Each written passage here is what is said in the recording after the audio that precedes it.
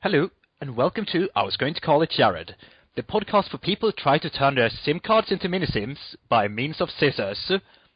I'm your most gracious and handsome host, Reloaf, and together with me we have self-proclaimed expert on everything Riz. Yeah. Say hello. Hello. I thought that was classified. I don't mean everything Riz as in everything with you, but everything in general. It is true, I am the only thing that matters. Anyway, today we will be talking about a game which almost no one has heard anything about ever. Skyrim. No, it's just...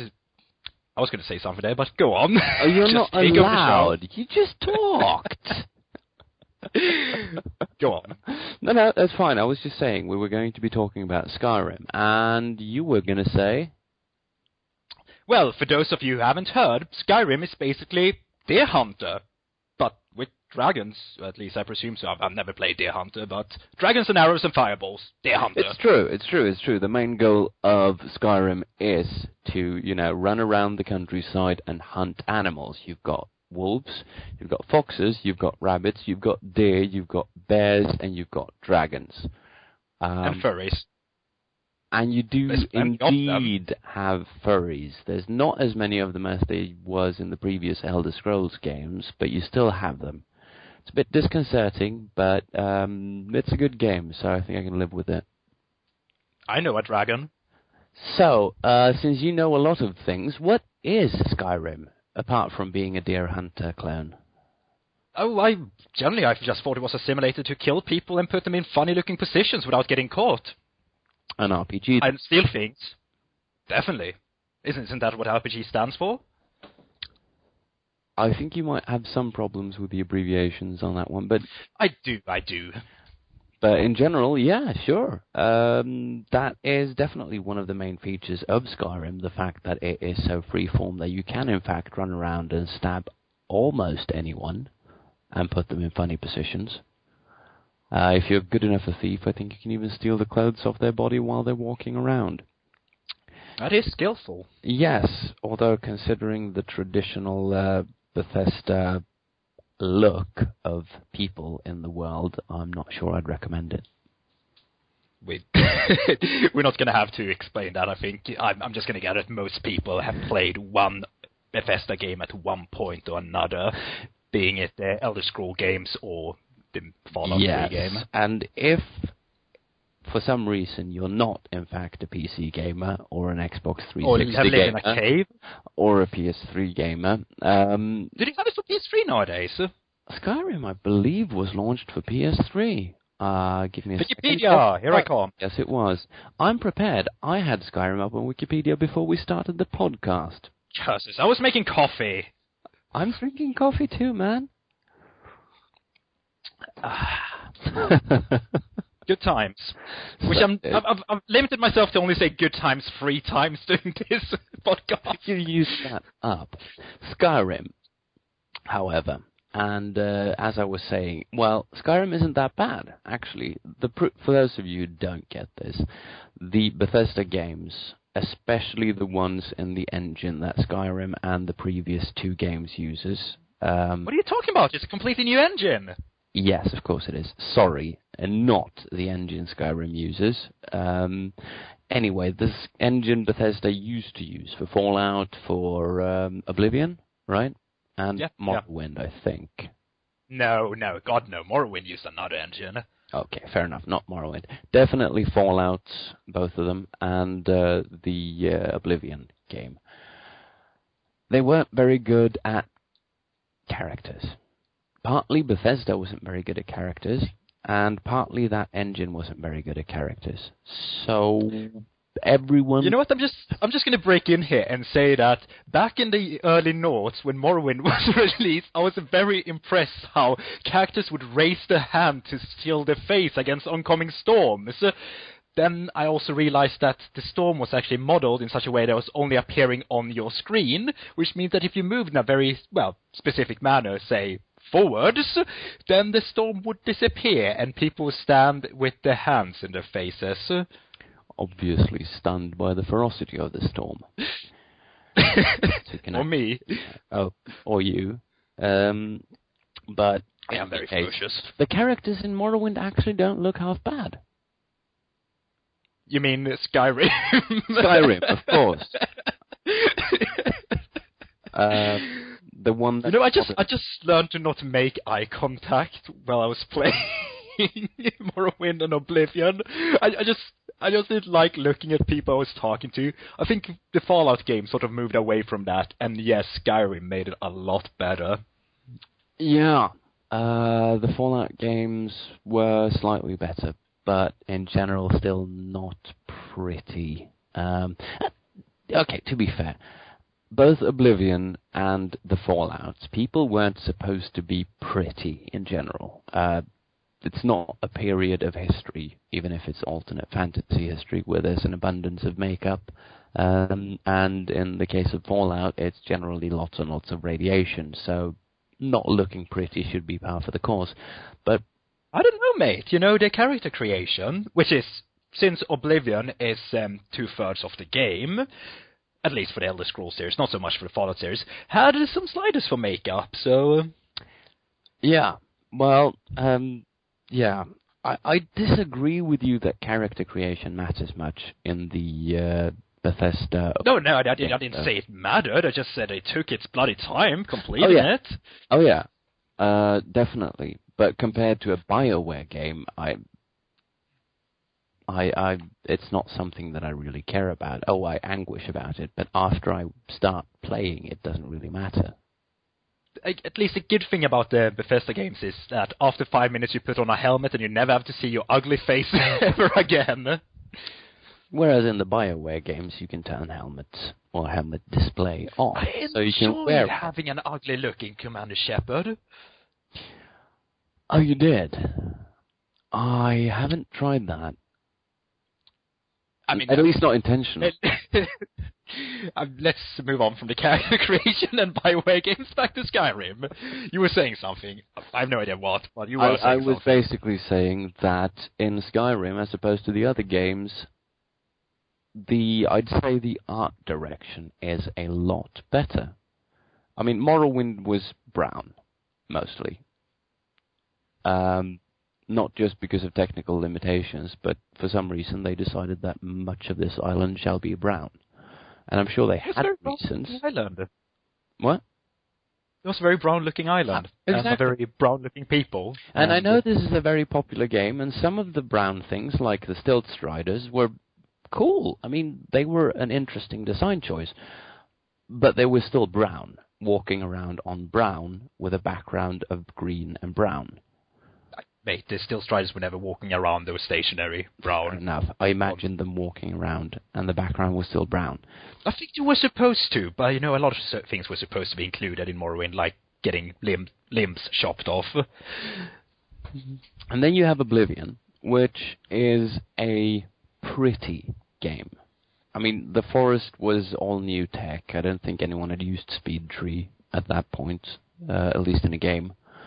I don't think anyone had used speed on trees before. No. And then you had the whole, you remember the glass armor from Oblivion? Yeah, vaguely. I didn't play. It was really, really green and really, really shiny.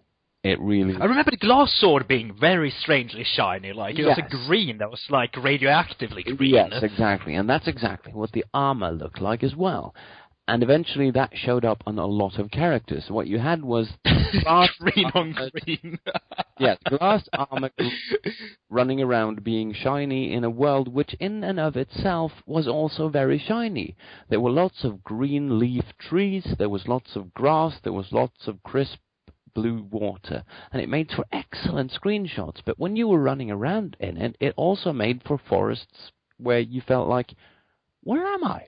I've only gone 10 meters in a normal bloody light forest, and I can't find my way back. I don't know where I am, unless I look at the compass minimap thing. I must admit that I I knew about the compass from Oblivion. Don't ask me how this happened, but in Fallout 3, the compass completely eluded me for some reason. Looking for quests, I was very proud on how I managed to find some of the quests. God. But yeah, besides that, I must say that the terrain in Oblivion It was boring. You say it was boring, yes, but it was very pretty. But at the same time, what was really cool was there was a mod that, well, I tried it out because it said it was going to make the forest more foresty, and you noticed something very clearly. All the bloody trees in Oblivion were short. Like, basically, the foliage started 2 feet above ground. This mod turned the trees into actual trees in a real forest. I'm not going to say that made the scenery more impressive, but it made it a bit different. At least the trees had different heights. I mean, yes, the same tree would get different heights the second time you walked past it because of the speed treeing, but, yeah. Yeah. But in any case, I mean, Oblivion, as it was impressive at first glance, but it became very wearying very quickly because it was all too bright for me. Fallout sort of solved this, but again, it was pretty much all brown. Suitable in the wasteland, but lots and lots of brown and sand and brown and sand. You know, I preferred in Fallout, which I quite didn't like in neither Oblivion nor Skyrim, the foliage on the ground. You know, you can set how far away it's going to spawn or not. Well, it doesn't spawn far away, you can see it or not. In Oblivion, it looked really weird because you basically had really nice foliage a bit ahead, and then suddenly you had a flat green surface. Yeah. You got it to some extent in Skyrim, but Skyrim didn't have so much stuff on the ground, so it didn't look as bad. Yeah. And I think I can't remember having it at all in Fallout. You do have it on some locations. You've got like a sandy coloured grass growing, and that has the same. My eyes aren't that good, mate. Probably didn't spot it. No. But yeah, foliage on the ground is one of those things where I've always been sort of bothered by Bethesda games because you can notice it popping in if there's a lot of it, and if there's not a lot of it, you don't notice it being there at all. Well, I don't know. Skyrim wasn't that bad. I actually liked the terrains in Skyrim. Skyrim was a very beautiful game. I loved it. I mean, God, yes. Graphically, I mean, it wasn't that far away from Oblivion, but the sheer amount of details and stuff they put into it, it was artistically, it was a fantastic game. And the fact that since they moved away from excessive speed treeing, you can actually recognize where you are by landmarks in many cases. A lot of the time... You mean arrows in corpses? Arrows in corpses, partly, but also, it's this ruin. It's not all that different from the other ruin, but I remember this place, which means I'm nearby that place. I mean, you could just speed travel wherever you wanted, but you could do that anytime. And in this case, I actually feel like I can find my way back if I've walked somewhere. Well, that would be you. I generally tend to walk into a mountain and get stuck and then not know where I am. Thank God for the map and quick travel. Yeah, but that's because, you are excellent in a situation which requires about 200 actions per minute. Or 300. I'm not sure what your maximum is. I know I wouldn't want to play you in StarCraft. But no, that I wouldn't want to play StarCraft too many shiny colors. Mm-hmm. My eyes get asphyxiated by the sheer amount of colors. But well, I think we've talked enough about the foliage. Maybe we should go on and talk about the actual gameplay, mate. I thought the gameplay was the foliage. Well, I was stunned when I took a step out into the world. I mean, I was stunned by the sheer looks of the game, of the foliage, the trees, the characters. You could spend another 10 minutes talking about the foliage if you want to. Well, no, I'll happily talk about the gameplay, if only to complain a little bit. But to me, I mean, a lot of when I say the foliage is the gameplay, it sounds silly, but, it feels like a lot of the gameplay is about exploring the environment, partly finding funny little secrets, but partly also creating situations that, oh dear God, how did they figure that this was going to work? Or hello, I just climbed up a mountain, which I'm pretty sure they didn't plan for me to climb up, so I've ended up at the end of this dungeon, and now I'm doing it backwards. Well, I'm not going to say anything. I'm a chronic person when it comes to playing games on the hardest difficulty level, which usually puts me in just those sort of situations. If by how is it supposed to work, you mean you die all the time, because God, did I do that. I mean, lots of the boss fights sort of became find a glitch. It's like you end up fighting Dragon Priest of the Dragon Orb, almighty, immortal badass of, I don't know, Cthulhu, and he's like one insta-killing you. He looks at you, he gives you a cross look, and you fall apart. So you try to make him move into a bit of foliage again, and get stuck. At which point he sort of decides to do the Macarena or something, back and forth, and yeah, victory. I mean, it's ridiculous. Apparently, the total number of lines recorded for NPCs is over 60,000 lines, including people like Christopher Plummer, Max von Sydow, Joan Allen, Linda Carter. It features 244 quests, over 300 points of interest. And yet, I took an arrow to the knee. I was really interested, and then I took an arrow to the knee. Yeah, I just can't hold the storyline in my head for more than 2 minutes without dozing off. Mate, I actually played through the game, all right, with my sneaky arrow monster. Arrow monster being actually finished it. Yes. I mean, did it get better? I mean, I don't want to criticize it too much because I'm not going to give any spoilers, but not going to give any spoilers to anyone. But my favorite part was when you rode a dragon. No innuendos intended, but I'd like to ride more dragons. But I got to do it once, and it was fun. I mean, I didn't get to do anything. I rode a dragon. So were you actually controlling the dragon, or was the dragon riding around and you were looking around? No, I jumped up on the dragon. And then there was a cutscene. Oh, I see. So you didn't actually get to ride a dragon. You got to watch your character sit on a dragon while it flew around. It was delicious. Ah. Well, that's a shame. It sounded really interesting, and then it just sort of, No, I just didn't find the main quest at all engaging. I mean, the different Daedric quests, yes, they're exciting, or some of them are, but at least they're interesting. And there's this added spice in feeling like I found something that is not... I mean, it's obviously intended for me to find, or they wouldn't have included it, but it might be something that not everyone finds. Well, at least not in the first week of gameplay. Well, like the crazy... we sort of did have...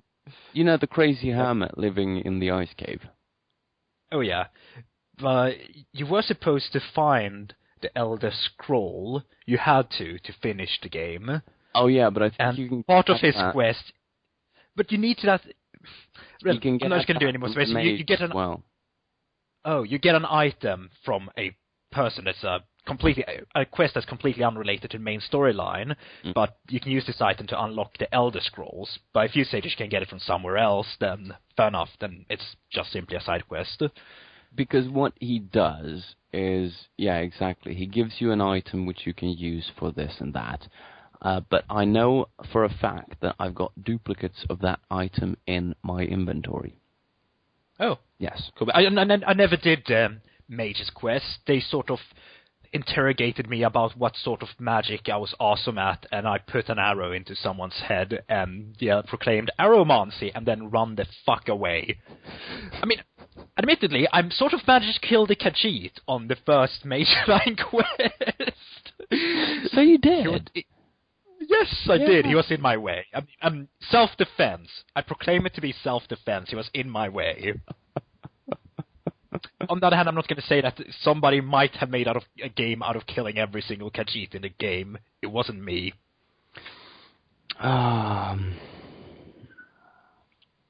No. That might have been me. But then I found an unkillable Khajiit, which annoyed me, and then I stopped. Anyway, what did you play?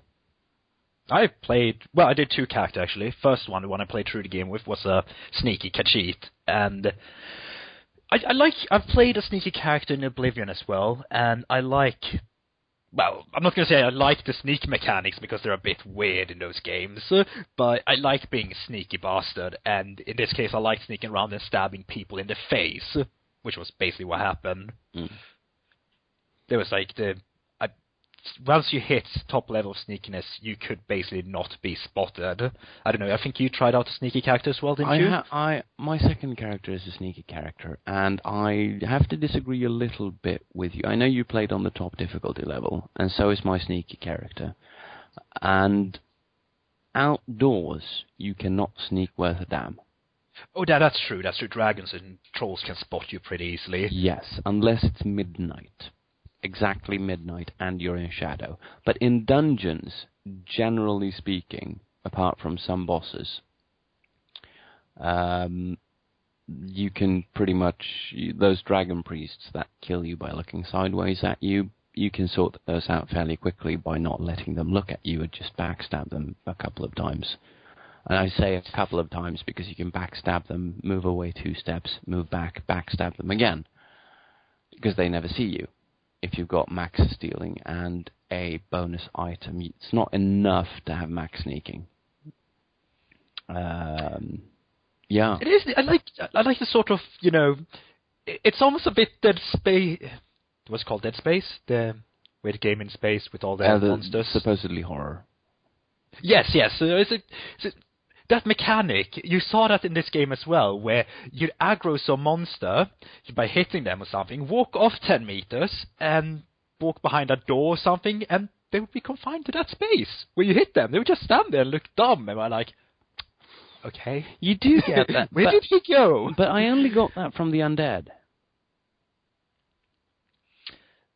Probably because you only got it indoors. Yes. But no, not just because of that. I mean, I had bandits who frequently live indoors chase me throughout entire mine systems. I never got that, you see. They tended to chase me for a bit, and then suddenly it was like being chased by an asthmatic smoker. It's like they gave up. I was like, yeah, no, he probably disappeared off somewhere. He'll never be back. Well, they do have that. I don't know how many bosses I killed that way. Yeah, they do have that. And bosses do have a tendency of going back to their area. I just assume that they're guarding their loot chest. With their lives. With their lives. It's their loot, after all. Especially when the loot is 5 bits of gold and an iron dagger. Well, the randomization of chest contents is a very interesting point. Sometimes you have a great bandit, thingy where you're running around. I remember one where there's a lot of posters from the bandit leader going like, "Oh, don't you dare touch my treasure's important, and my treasure room is that and that secret, and if I catch anyone in there again, I'm going to la la la." And then I find the treasure room after dispatching all the bandits via backstab. And it's nothing much, just a couple of pieces of iron armor and a sword and like 100 gold. I mean, you couldn't even get a house in Whiterun for that. Good times. Speaking of houses, I heard that someone got all of them. I'm on my way. I haven't finished that project yet. I've got the most expensive one bought and upgraded. And I've got the cheapest bought and upgraded. Could you get houses in Oblivion and Morrowind? I sort of remember that once you joined a house, as in one of the factions in Morrowind, you can sort of stay somewhere. But I can't remember if you actually could get a house. You got one of the main agent's houses once he disappeared or something. Oh, it's not important. But what about Oblivion? Oblivion, I don't recall whether you could or not. I know that you could get places to stay in the different guilds' quests. But I don't know whether you could actually buy houses, buy property. Oh well, anyway, I think we're going to have to wrap this up by finally mentioning horses. What did you think about the Oblivion horses? Mate, you've got horses. Please tell me, what did you think about Oblivion horses? the horses, there's something wrong with their rear legs, all right? I mean, okay, they've got a fat ass, which there are horse breeds, especially more northernly horse breeds, which have very fat asses, fat in general. So I can live with that, even though I found it unappealing. But there's something wrong with the way their ass interacts with their rear legs. It's like it folds. It just looks wrong from behind, so I refuse to use the horses, even the crazy dragon-killing nightmare horse, Shadow Mare. Which mine died at some point. You killed Don't ask me how. No, I didn't. It killed itself. I don't know. It disappeared. Oh yeah, it walked into your arrow and then it suddenly disappeared. Aromancy, it's magic. And I must admit that I tried out a couple of Horskin mods, including the My Little Pony one, and my God, have people never looked so strange. I skipped the Ice Mate, but pink horses in the middle of Skyrim sort of stood out a bit too much. So anyway, verdict, good, not good? Fuffing about. Bethesda are the masters of fuffing about. I fucking love fuffing about. I don't care about the main stories, to be honest. It's just main story for that game can go through itself. Yeah, it's fun experience to fuff about in. Yeah, I completely agree. The main story is rubbish, but I don't care. It doesn't matter because it's such an interesting place to explore and try out different things and just discover. It's fascinating, and I'm really glad that the sales have shown that people are still interested in this kind of game. Because I think at this point we're pretty much guaranteed to get another one. I mean, I must admit, I played 2 characters and I spent 88 hours on the game. I see this from my Steam list. And so I can't say that I didn't enjoy the game, obviously. I mean, I'm an obsessive-compulsive gamer, but Jesus Christ, 88 hours played. Oh, I've got 122. Mate. Well, I think that's everything for I Was Gonna Call It Jared today. You have a good holiday, and we'll see you shortly. Have fun. Bye.